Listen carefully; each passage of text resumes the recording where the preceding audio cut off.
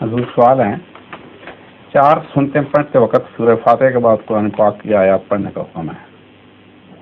کہاں حکم ہے؟ جو ہم پڑھتے ہیں سنتوں میں سورہ فاتحہ کے بعد قرآن پاک کی آیات پڑھتے ہیں.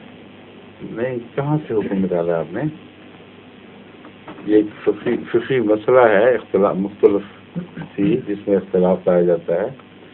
جو فرائض کے ساتھ طریق مسلم ہے وہ تو یہ ہے کہ پہلی 2 رکعتوں میں سورہ فاتحہ کے بعد آیات قرآنی پڑھنی ہے، دوسری 2 رکعتوں میں صرف سورہ فاتحہ.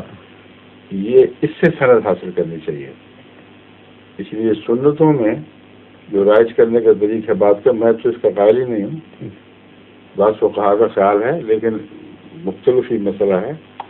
اور میری بنیادی دلیل یہی ہے کہ اگر یہ بات ہوتی تو فرائض سب سے زیادہ حقدار تھے اس بات کی کہ ان کی بقیہ 2 رکعتوں میں بھی سورہ فاتحہ کے بعد دعا پڑھا جاتا ہے.